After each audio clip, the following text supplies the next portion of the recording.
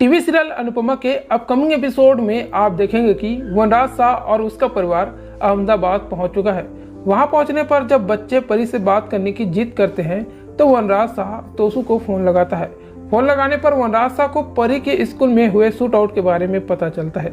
वही दूसरी ओर हॉस्पिटल में अनुज कापड़िया और अनुपमा एक दूसरे से उन चीज़ों को लेकर बात करते हैं जिनके चलते कोई बच्चा आगे चलकर बंदूक उठाने में मजबूर हो जाता है। इसी बीच डॉक्टर आकर उन्हें बताते हैं कि श्रुति के बच पाने की संभावना बहुत कम है। वहीं अनुज कापड़िया और अनुपमा जब बात कर रहे होंगे तो इसी बीच आध्या को होश आ जाता है और वो हंगामा खड़ी कर देती है।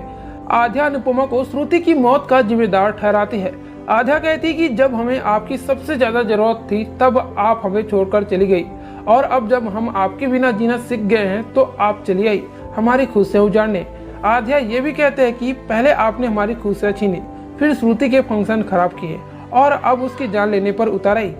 वही इसके आगे एपिसोड में देखने को मिलता है कि आध्या गुस्से में अनुपमा से यह तक भी कह देती है कि अगर श्रुति नहीं बची तो वह अपनी जान दे देगी और उसकी मौत की जिम्मेदार उसकी मां अनुपमा होगी। अनुपमा अपनी बेटी के मुंह से यह जहर बुझी बातें सुनकर उसके साथ बिताया अच्छा वक्त याद आते हैं। आध्या के जाने के बाद अनुपमा और अनुज फिर साथ बैठते हैं और डॉक्टर कुछ देर बाद उन्हें फिर बुलाते हैं। डॉक्टर बताती है कि अब श्रुति कभी भी मां नहीं बन पाएगी, और यह बात सुनकर अनुज कापड़िया को शौक लगता है। अब इसके आगे एपिसोड में क्या होगा उसका अपडेट हम आपको आगे देंगे, तो आगे अपडेट के लिए चैनल को सब्सक्राइब कर लीजिएगा।